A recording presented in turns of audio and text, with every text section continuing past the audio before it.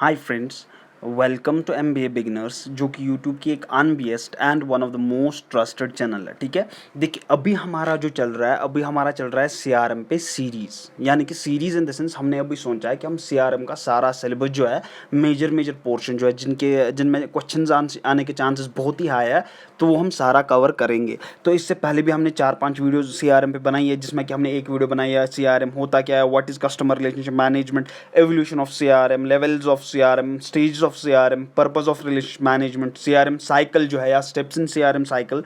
तो ये हमने सारा जो है डिस्कस किया हुआ है, जिनकी लिंक आपको ऊपर आई बटन में मिलेगी। तो आज का जो हमारा टॉपिक रहेगा बहुत ही इंटरेस्टिंग और बहुत ही इंपॉर्टेंट है। जहाँ तक कि CRM की बात है, वहाँ आज हम पढ़ने वाले हैं स्टेक होल्डर्स इन CRM। देखिए आपको मैं साथ साथ यहाँ पे अंग्रेजी भी प्रोवाइड करता हूँ, ठीक है। तो आपको ज़रूरी नहीं है, ताकि आपको जो सारा मटेरियल आपको इसी वीडियो में मिल जाए, ताकि आपको कहीं और पे ढूंढने की ज़रूरत ना पड़े। तो हमारा आज का टॉपिक जो है बहुत ही इंपॉर्टेंट है, स्टेक होल्डर्स इन CRM। देखिए अगर हम स्टेक होल्डर्स की बात करें तो टोटल 4 मेजर स्टेक होल्डर्स है, ठीक है। 4 मेजर स्टेक होल्डर्स तो बहुत ही है, बट जो मेजर है 4 है, ठीक है। कौन से? Customer, employees, suppliers and partners, ठीक है।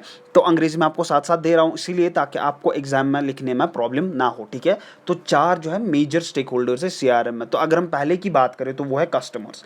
देखिए कस्टमर सबसे ज़्यादा इंपॉर्टेंट स्टेक होल्डर है as far as CRM is concern, यानी कि कस्टमर रिलेशनशिप मैनेजमेंट। जब तक आपका कस्टमर ही नहीं होगा तो आप किसको अपना प्रोडक्ट या सर्विस बेचेंगे, ठीक है। तो यहाँ पे हमारे लिए नेसेसरी है, बहुत ही इंपॉर्टेंट है कि हमें अपने कस्टमर के नीड्स एंड वांट्स पता होनी चाहिए कि हमारा कस्टमर चाहता क्या है, ठीक है। जैसे कि मैंने आपको पिछली वीडियो में बताया था, पहले ज़माने में क्या होता था, कुछ डेकेड्स पहले तक क्या होता था, ऐसे ही प्रोडक्ट बनाए जाते थे और कस्टमर मजबूर होता था वो खरीदने के लिए, क्योंकि उसके पास चॉइस होती नहीं थी। बट अब क्या होता है, अब कस्टमर के नीड्स के मुताबिक ही प्रोडक्ट और सर्विसेज बनाई जाती है। जैसे कि फॉर एग्जांपल हमें पता है कि अभी बहुत ही ज़्यादा कंपटीशन है, ठीक है। तो मार्केट में सर्वाइव करने के लिए ऑर्गेनाइजेशन अब क्या करते हैं, वो वही करते हैं जो कस्टमर को ज़रूरी होता है, ठीक है। प्लस अगर आपको फॉर एग्जांपल आप कोई एडटेक कंपनी अगर देखेंगे तो वो क्या करते हैं, वो नीड जनरेशन करते हैं, ठीक है। वो आपको बताते हैं कि नहीं, आपका बेटा जो है, आपकी बेटी जो है, ये ऐसे पढ़ेंगी तो ज़्यादा बेटर होगा। तो आपको लग रहा है कि नहीं, ये आपको ऐसे ही पढ़ना चाहिए। तो उसमें आपको फॉर एग्जांपल आपका बिजनेस डेवलपमेंट एसोसिएट होता है एडटेक कंपनी का, वो आपके घर आता है, वो आपको समझाता है, वो आपकी बेटी की या बेटे के साथ क्वेश्चन 2-4 करता है, तो आपको वहाँ पे समझ आता है, एक रिलेशनशिप बिल्ड हो जाती है, ठीक है। तो अगर हम यहाँ पे देखें तो ये आपके लिए बहुत ही इंपॉर्टेंट स्टेक होल्डर है as far as CRM is concern, ठीक है। ये आपको पता होना चाहिए, आपको अप टू डेट रहना चाहिए कि आपके कस्टमर्स की नीड्स एंड डिमांड्स क्या क्या है। दूसरा जो है वह है एम्प्लॉयज़। देखिए अगर जैसे कि एडटेक की हम बात कर रहे हैं तो इसमें भी हम एडटेक की एग्जाम्पल लेते हैं। फॉर एग्जाम्पल चाहे कोई भी कंपनी हो, कोई भी ऑर्गेनाइजेशन हो, ठीक है, एडटेक कुछ हो, एडटेक इंक्लूडिंग एडटेक, ठीक है, कोई भी ABC कोई भी कंपनी हो, वहाँ पे आप एक चीज़ देखेंगे कि हर किसी कंपनी में एक डिपार्टमेंट की सैलरी इतनी ज़्यादा होती है कि बाकी सोच भी नहीं सकते, ठीक है। उतनी वहाँ के ऑफिसर्स की भी सैलरी नहीं होती जितने एक डिपार्टमेंट के एक बंदे की सैलरी होती है। वो होता है सेल्स का पर्सन, ठीक है, चाहे वो बिजनेस डेवलपमेंट एसोसिएट हो। ये आपको समझने की ज़रूरत है जब तक आप सेल्स के बंदे को, ठीक है, क्योंकि मार्केट फील्ड जो है, फील्ड वर्क जो है सेल्स के बंदे को ही करना होता है, ठीक है। अगर आप उस एम्प्लॉय को खुश नहीं रखेंगे बाय इंसेंटिव्स या सैलरी पर्क्स, बाकी चीज़ें आप उसको अच्छी नहीं देंगे, तो सवाल ही नहीं है वो आपके लिए अच्छा परफॉर्म करेगा, ठीक है। वो सेल्स पर्सन जो है वो एक कंपनी के लिए, ठीक है, फॉर एग्जांपल आप एडटेक कंपनी उठा के देखिए, वो आप देखिए 10-10 लाख का पैकेज, 20-20 लाख का पैकेज क्यों देते हैं? इसीलिए कि हमारा जो BDA है, बिजनेस डेवलपमेंट एसोसिएट जो है, ये ज़्यादा से ज़्यादा हमारे लिए सेल्स कर सके।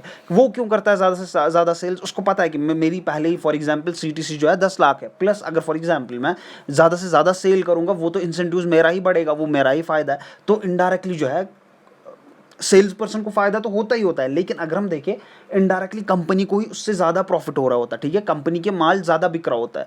तो ये आपको समझने की ज़रूरत है, आपको एम्प्लॉय को खुश रखना है, ठीक है, किसी भी कीमत पर। जब तक आप अपने एम्प्लॉयज़ को, खास करके सेल्स डिपार्टमेंट को खुश नहीं रखेंगे, तब तक एक ऑर्गेनाइजेशन ग्रो नहीं कर पाएगी। सवाल ही नहीं है वो कभी ग्रो कर पाएगी, ठीक है। तो आपको अपने एम्प्लॉयज़ को खुश रखने की बहुत ही ज़रूरत है। प्लस अगर आप कोई नई टेक्नोलॉजी लाते हैं, फॉर एग्जाम्पल कोई नया कंप्यूटर लाते हैं, लैपटॉप लाते हैं या कोई नया सॉफ्टवेयर लाते हैं, तो आपको मस्ट है अपने एम्प्लॉयज़ को वो ट्रेन करना। तीसरा जो है वो है सप्लायर्स।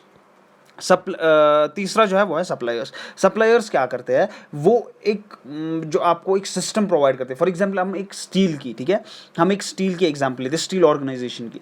तो एक स्टील ऑर्गेनाइजेशन को क्या है, ये इसको सप्लायर्स की जरूरत होती है जहाँ जो इसको स्टील का रॉ मटेरियल प्रोवाइड करती है, ठीक है। तो आप फॉर एग्जाम्पल एक ही पे तो डिपेंडेंट रह नहीं सकते ना, तो ये 4-5 सप्लायर्स इसके पास होते हैं जिनको ऑलरेडी कॉन्टैक्ट कर रहा होता है कि मुझे इतना चाहिए इतना चाहिए, तो वो कंटिन्यूसली दे रहे होते हैं। क्यों वो क्यों रखता है 4-5, क्यों? क्योंकि फॉर एग्जाम्पल कल को किसी एक के साथ बहस हो गई, या किसी एक ने डुप्लीकेट माल भेजा, या किसी एक को कुछ हो गया, तो ये जो है प्रोसेस रुक जाएगा। तो इसलिए वो 4-5 सप्लायर्स रखता है पहले ही होल्ड में, ताकि फॉर एग्जाम्पल कल को कुछ ऊंच नीच ना हो जाए तो बाकी के जो 4 है वो उसके साथ कंटिन्यू रहे, ठीक है। फॉर एग्जाम्पल उसने 5 सप्लायर्स रखे हैं, तो बाकी के जो 4 है वो उसके साथ कंटिन्यू करे। अगर फॉर एग्जाम्पल एक को कल को फॉर एग्जाम्पल उसके साथ आपने डिसकंटिन्यू किया, कुछ हो जाता है, कोई भी रीज़न हो, तो वहाँ पे आपको जो है कहीं ना कहीं आपको फॉर एग्जाम्पल अगर आपके पास एक ही सप्लायर होगा, तो आपको कल को उसके साथ बहस हो गई, तो आपको उसने माल देना बंद कर दिया। अब जब तक आप दूसरा सप्लायर ढूंढेंगे तब तक आपकी जो फैक्ट्री है वो बंद रहेगी, फॉर एग्जाम्पल स्टिल पे आ जाएगी, आपकी जो डिमांड है मार्केट में आपके प्रोडक्ट्स की वो नहीं रहेगी।